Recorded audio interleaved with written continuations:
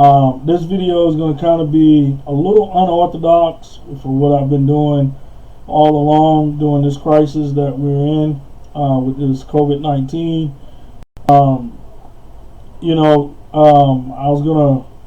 gonna play a video of a press conference that the White House had on yesterday that I watched, and I've kind of refrained from playing into any of the conspiracy theories, and I am still refraining from playing into any of the conspiracy theories. But yesterday, when Donald Trump had the Secretary of State Mike Pompeo come up and speak, he said some things in his opening statements that got me to thinking. And I had been seeing for several days. I think it was first put out there on the 13th, so about 5 or 6 days ago, that China had said that coronavirus started with troops, soldiers, United States Army soldiers. I researched this. From what I found, is the U.S. did send 17 teams of military. I'm guessing those are special forces. I don't know. I didn't go into the details. It's a New York Times and a Forbes article out there about this, about kind of explaining, I guess, where China is saying that this theory comes from. And as far as I know, America has never really participated with China. And everybody that's in the military, that's currently in the military, that's on my page, y'all can, I hope that y'all respond to this. But as far as I know, I can never recall the military, as of late, doing any type of military games with China. So if we sent military people to China to participate in war games, that's new, and that's kind of unprecedented. We generally don't do that. That's not the way that the American military really operates. So I was going to talk about some of the theories I have. It is a conspiracy theory. I'm gonna just keep it real. I'm not saying what I'm talking about is true, but if, being that I am former military, that I did serve in combat, I do know that America does put military personnel in place, whether it's through the CIA, through military intelligence, through black ops. They do put individuals in countries to destabilize countries all the time, or to cause certain types of actions to occur. So I wanted to touch on that today. Talk about some of the questions that I feel like haven't been asked, or topics that haven't really been talked about. This conversation kind of stems from a conversation that me and my wife have had kind of going on this morning. And she was kind of, I guess, picking my brain once I presented it to her on what I was thinking, and so it kind of made me feel like maybe I should have this conversation with people on Facebook and social media. And so I'm going to play this video. I'm going to play the entire context of the video because I like to always give context. I won't play part of it, and then we'll get into the conversation. So this video that I'm showing right now, and I didn't share my screen. Oh damn. Well, I'll play the audio. You can go out there. It is the White House briefing on coronavirus, the task force from yesterday. You can YouTube it. I meant to share my damn I don't already started, and I got people watching. To all of the State Department team here in Washington and around the world that are working overtime to help us push back against this pandemic. Under the President's leadership this week, we've taken two important steps. First, as President Trump announced on Wednesday, the United States and Canada jointly agreed to restrict all non-essential traffic across our border. This decision goes into effect tonight at midnight.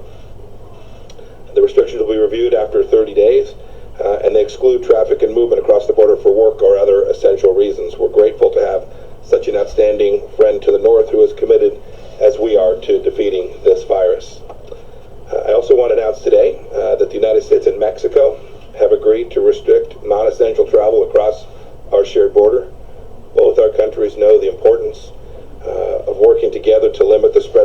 ensure that commerce that supports our economy continues to keep flowing. Here too, the United States is glad to have a friend who's working side by side us in the fight. Secretary Wolf will talk a little bit more about the details of how we're working alongside our partner in Mexico to keep our southern border safe and secure as well. On another note, yesterday the State Department issued a Level 4 global travel advisory. This means that all international travel from U.S. citizens should be avoided. In countries where commercial departure options remain available, U.S. citizens who reside in the United States should arrange for immediate return to the United States unless they're prepared to remain abroad for an extended time. If you choose to travel internationally, your travel plans may well be severely disrupted. And finally, I want to talk about the disinformation that people are seeing on Twitter around the world, some of it coming from governments, some of it coming from other individuals. Just urge everyone, as they're seeing information that at one time suggested somehow this virus emanated from the United States Army, this information about lockdowns that are taking place. Every American, indeed people all around the world, should ensure that where they turn to for information is a reliable source and not a bad actor trying to create and flow information that they know is wrong. This is a tough fight. The American people are tougher. Our diplomatic teams are working around the clock to help them keep safe both home and abroad. And we're showing once again the global leadership that America has always delivered. And it's been great to see countries around the world rally behind what President Trump and our team are doing. Thank you. Thank you, Mike. All right, so I'm going to pause it right there. And basically there were three main points in which the Secretary of State, Mike Pompeo, was talking about. The first one is that per order of the President, that the borders of Canada and Mexico equally have been shut down to non-essential traffic. And, you know, in some frames of thought, I get it, you know, to the point where I say, why wasn't this done earlier? As if you watch this whole interview or this whole President Fauci, who's here on the right, and others, you know, explain why they wanted this done earlier, but it wasn't. But in this frame of thought, in terms of talking about some conspiracy stuff, we're going to look at why it is now being done. The second thing, so that was the border closings between Canada and America and Mexico and America. The second thing is the travel restrictions if you're already out the country trying to get back, or if you're in the country trying to get out, where basically they're saying either you come back now or you don't come back at all, and then if you choose to leave, it's on you, we're not letting you back in. That's basically what I drew from what he was just saying. And the final thing, which I thought was the most interesting thing, to literally be responding to a tweet from a Chinese ministry secretary from, I believe it was the 13th, March the 13th, when this tweet was put out by that ministry secretary saying that this virus potentially came from American soldiers who was in China during a operation, or not an operation, a war games in October, came from American soldiers. So when I presented this, you know, this crazy idea, this crazy conspiracy theory to my wife, she was actually kind of shocked by some of the stuff and it actually making sense. So let me kind of start where I started with her in the conversation. So everybody knows that China has been attacking America through cyber attacks, through theft of intellectual property, through treatment of Americans as tourists in China, you know, and various other ways. Trade, you know, everybody knows there's been a back and forth between the Trump administration and China in terms of trade. Everybody remembers the conversation, you know, a few months ago where they shut down China's largest tech company, Huawei, where they stopped all tech from Huawei coming in America in terms of the 5G expansion. So,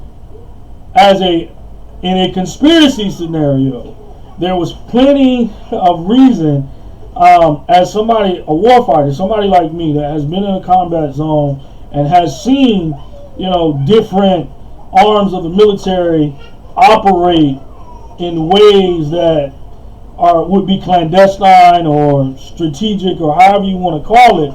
And I've seen it firsthand in Iraq, in different places where I actually served, Kosovo, and so I know in a scenario where Pompeo just said you want to make sure that you get your information from credible sources. I agree with that.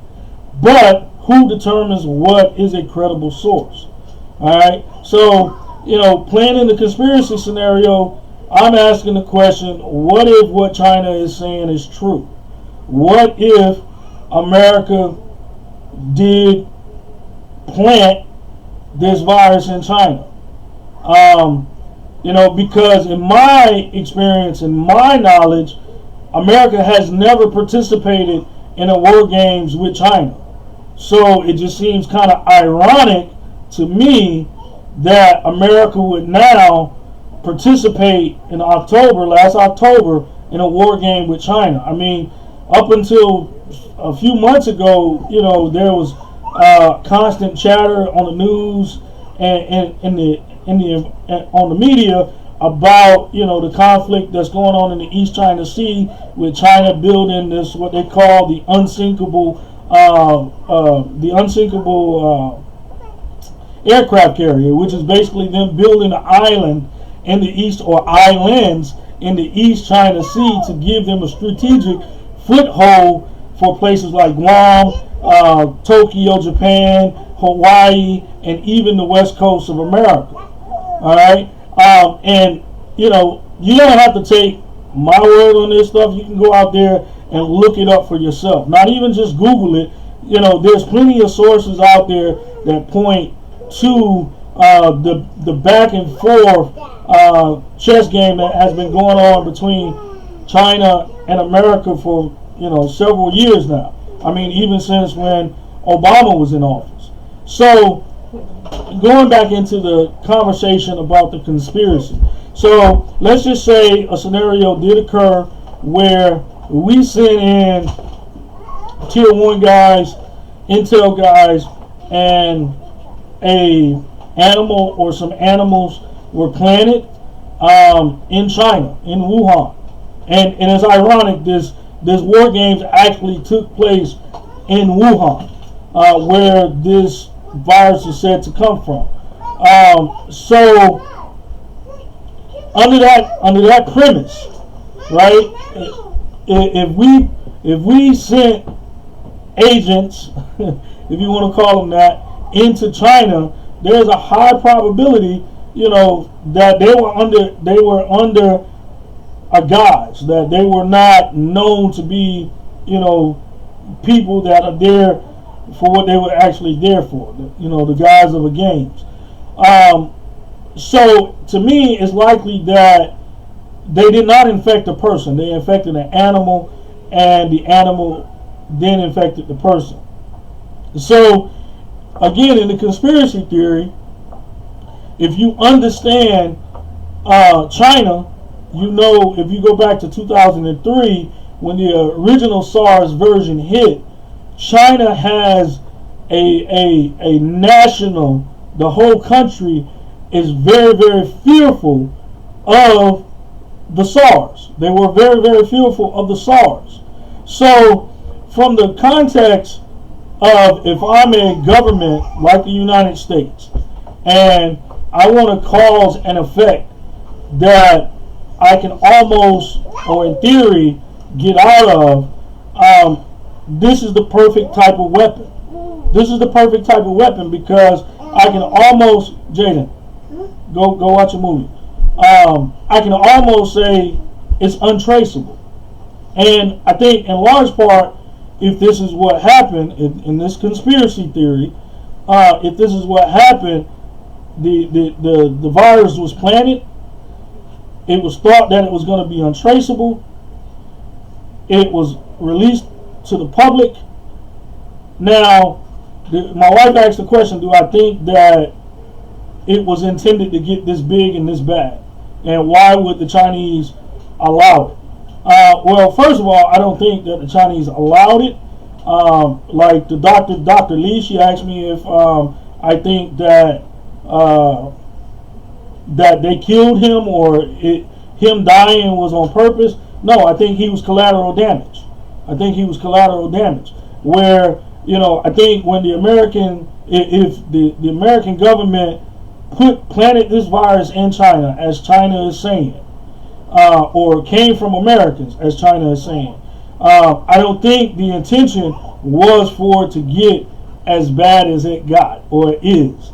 And I honestly don't think that if I'm the American government, I don't think it gets outside of China, considering how China responded to the first SARS issue. It wasn't an epidemic because I think they had maybe 5,000 cases on the first, but it was enough because the mortality rate was so high. It was enough to cause a national fear among the Chinese people.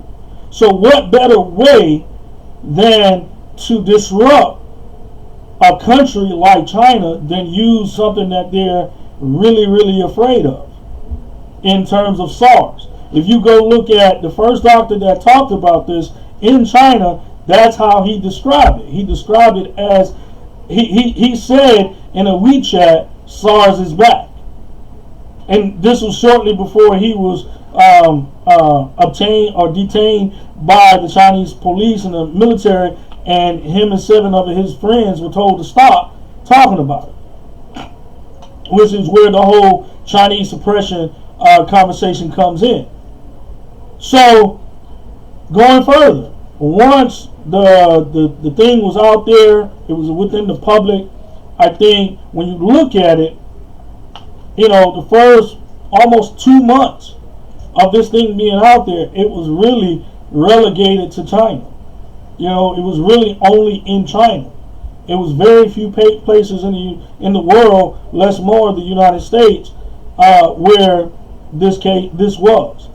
You know, and where in the case of the United States, where the World Health Organization started reporting it, you know, it had been out there, which was January 21st. It had already been out there for a little over about a month, almost 2 months, because the first reported case was in December, the first week of December 3rd, if I remember correctly. So, so once it got out there, I think it got out of control.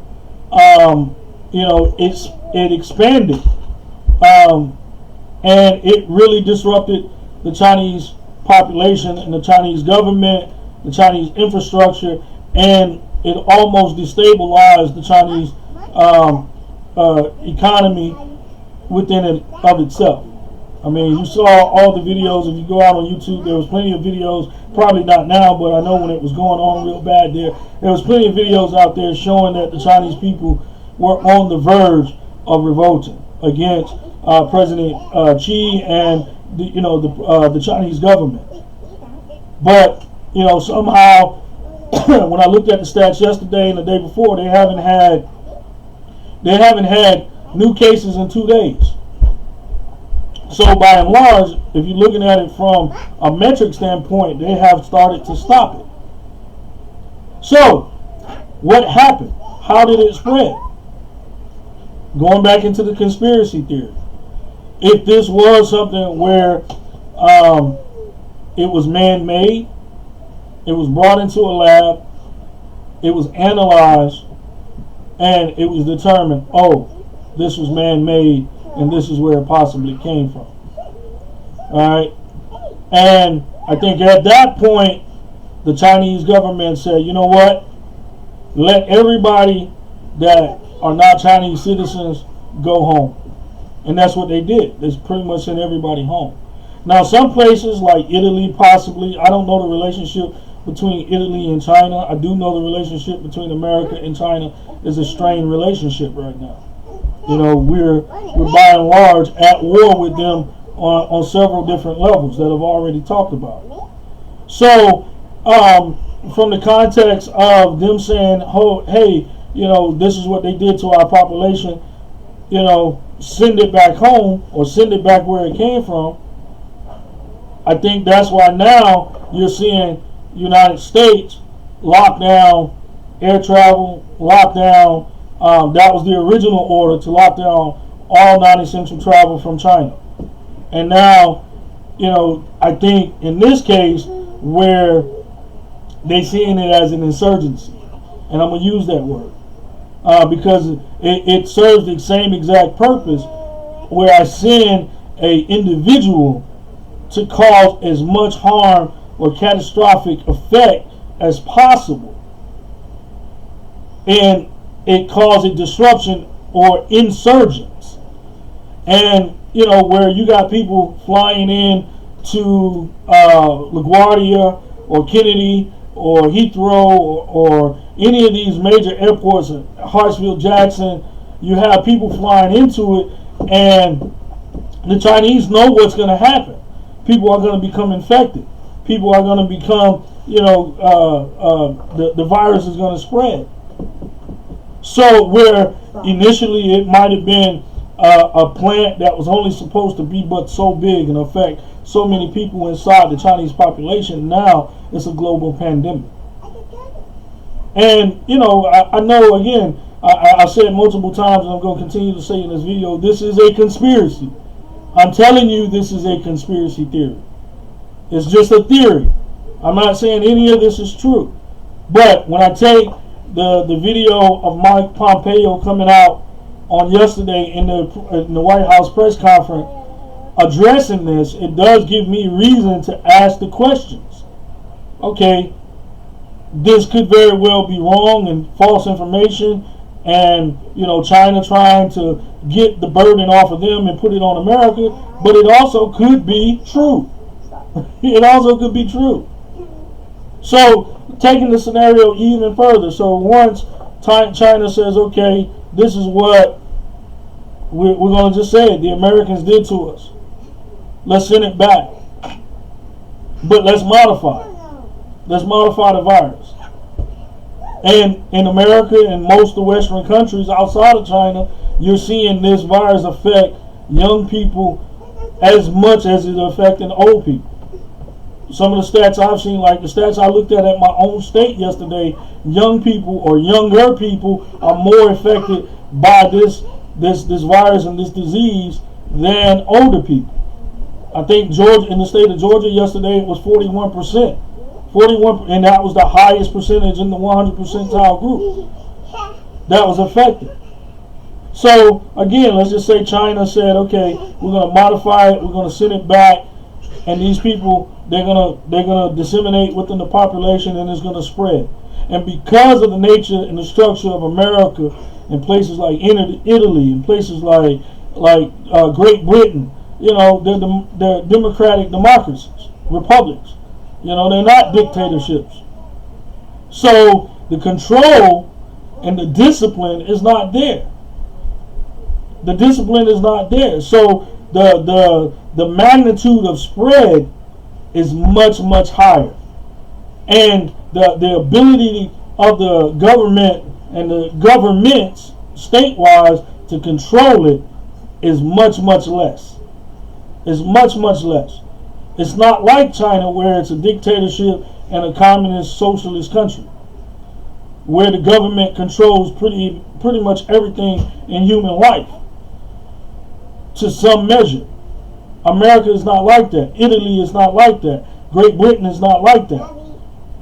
So it's one of those things where when I'm looking at it, you know, if America did this, this is an absolute backfire. It's an absolute backfire. And I think it's a backfire. It would be a backfire because if you did this, your country was so arrogant in not shutting its borders and not thinking that it would be realized that they did this, right? So that's just my conspiracy theory on this. I feel like, that this is a conspiracy. I think I'm wrong about this, but I could be right. Some of the other topics that me and my wife talked about is, looking at these health reports every single day from the World Health Organization.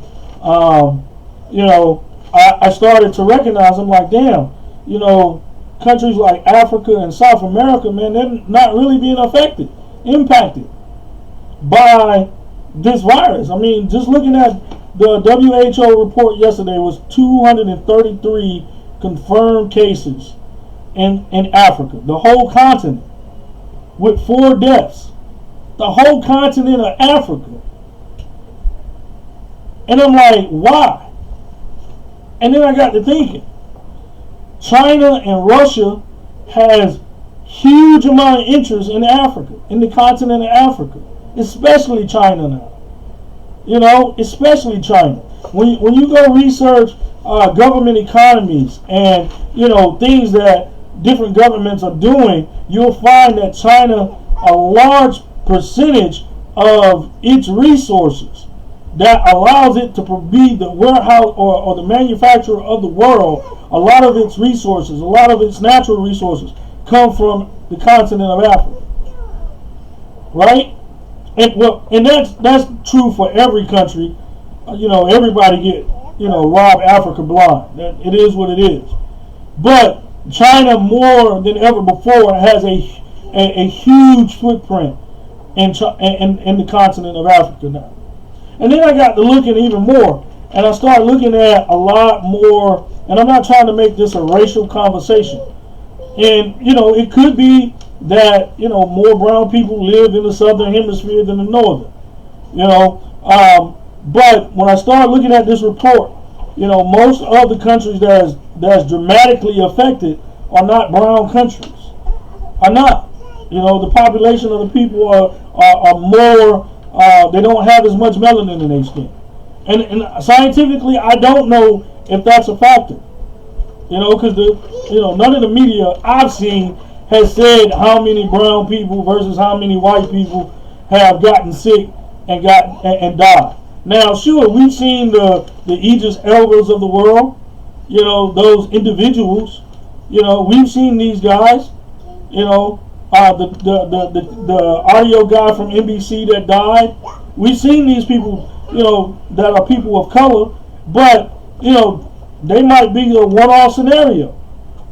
Because when I look at the numbers, most of the countries that's dramatically impacted by this virus and this disease are non-brown countries.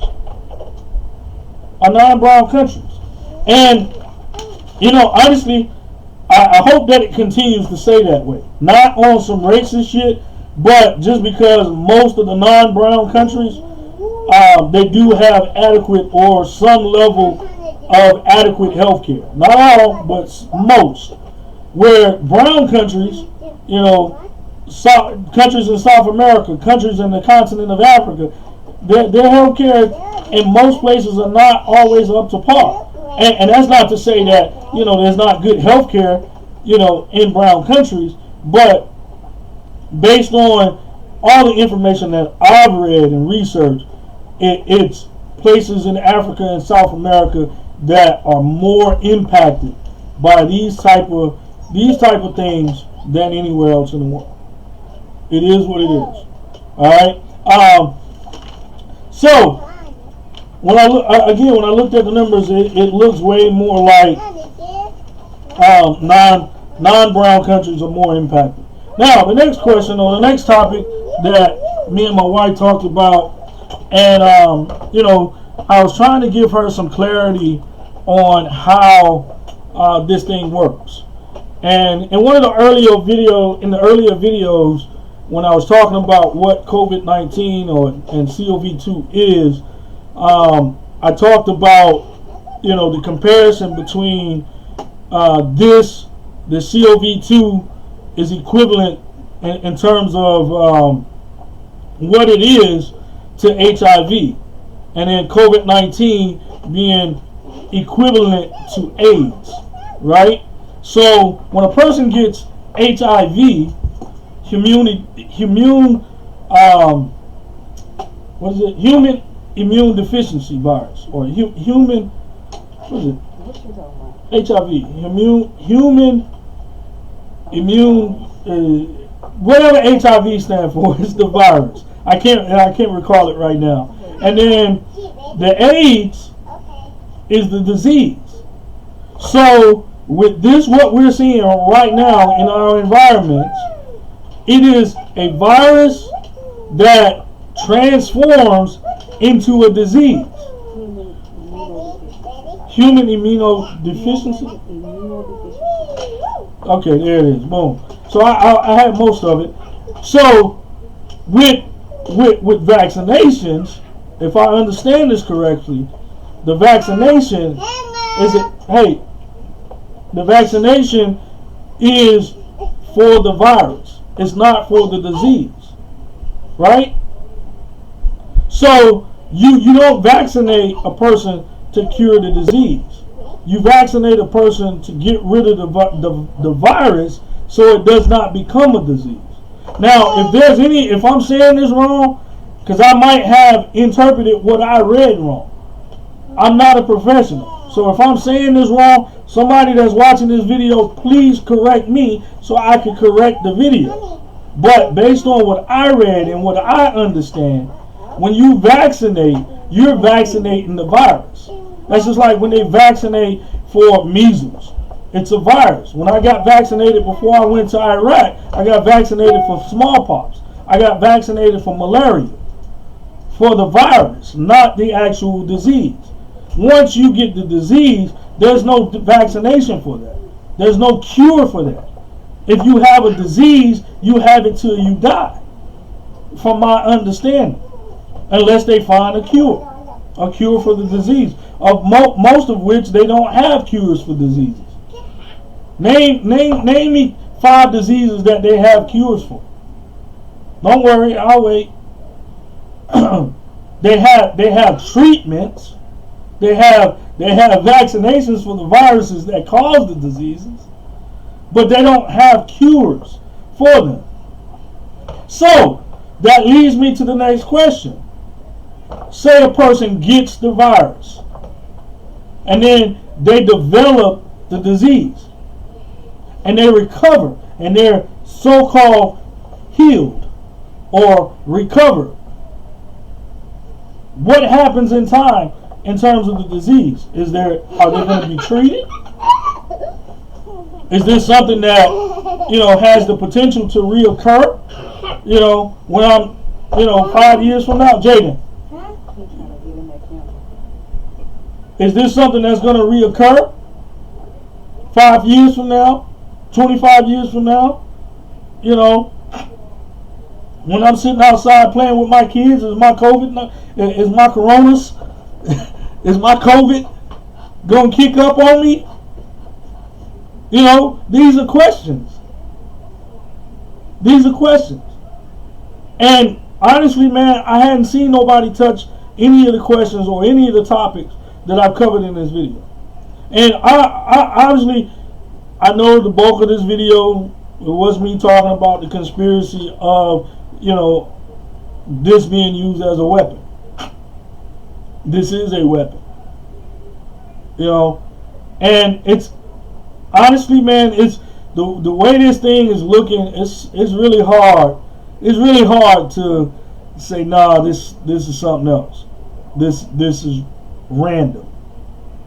And I've been trying to stay on the numbers because I don't want to get into the weeds and start talking about the conspiracy. But, when I see the government officials coming out addressing conspiracy, or what they call it conspiracy, it's hard not for me to address the conspiracy and get into the what if questions.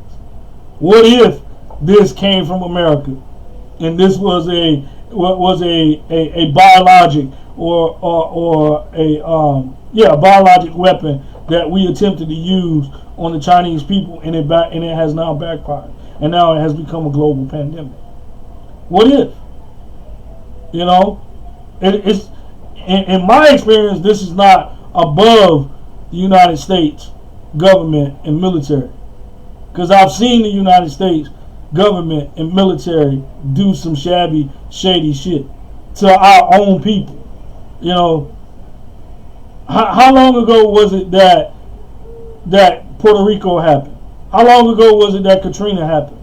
How long ago was it that the Tuskegee experiments happened? You know, the list goes on. How long ago was it that Trayvon Martin happened?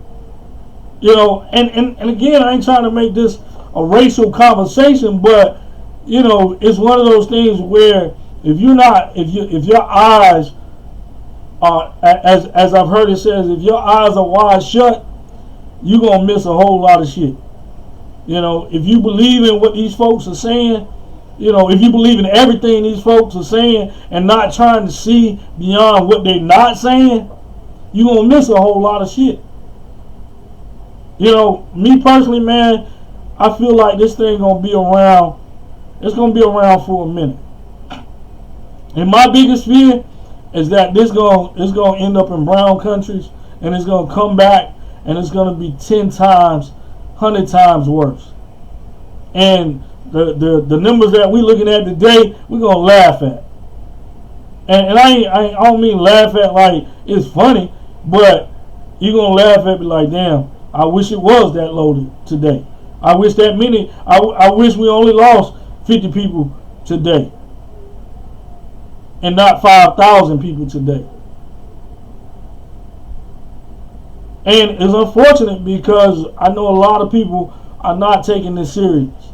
I know a lot of people, you know, that's still acting like this ain't a big deal, and that's that American arrogance, man. That's that American arrogance.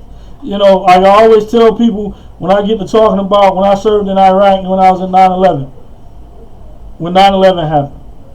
You know, when I was in Kosovo and had to go to Iraq after 9/11 happened. I always tell people I'll never forget a conversation that I had with a fellow Marine the year before 9/11 happened, when we was over in the Med, and me and him almost got in a fight because he was adamant about nobody would ever attack America.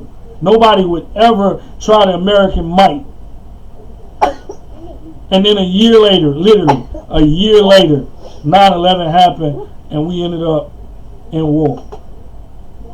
So if you're so blinded that, and you listen to what is on the media, no matter the news, because this is the version of this story, the version of this press conference, in my case, is NBC News.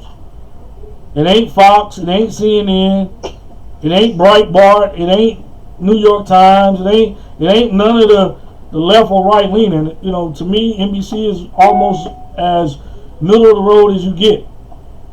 You know, and even them, they have real biased moments. But you know, it don't matter the media source.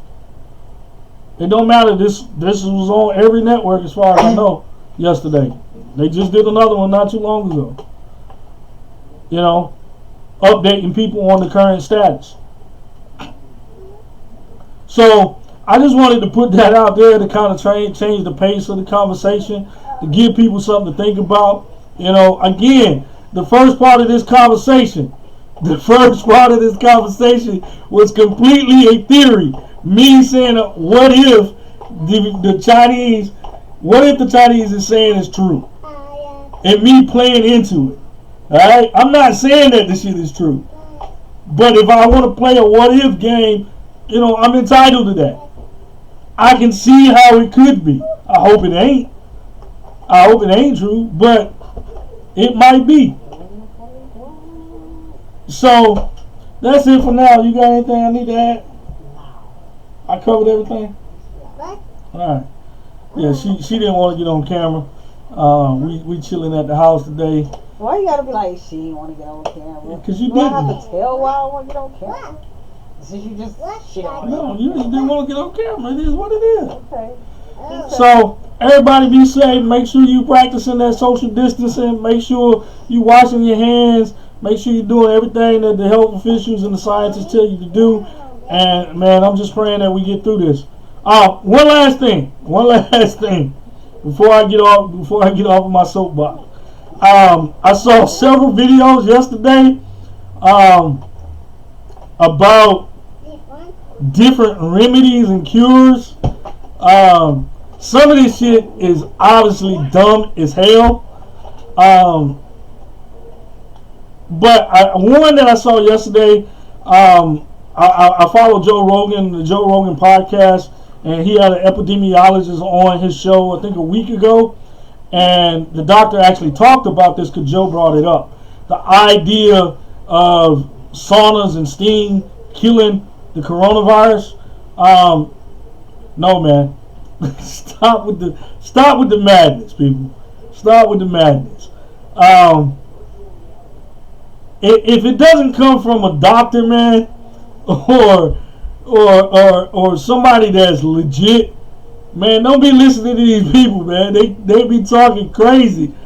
Yeah, and it's like it's very little thought goes into some of the shit that I've seen out there. Like I literally, and I don't want to use this word, but I'm gonna use it. I literally demolished this guy's remedy yesterday with like 10 minutes of Google search. Like, I didn't even have to try real hard to annihilate his whole remedy, right? And so it's one of those things where if it all it takes is a 10-minute Google search or a 5-minute Google search to kill somebody's remedy, that shit ain't real, dude. So if you one of these people that's on my timeline or watching this video that's following these people, man, please think before you act. You know, because you could potentially put yourself at risk, potentially put your children and your family members and your loved ones at risk following some of this snake oil BS that's out there. Alright? So I'm going to leave it at that. Peace.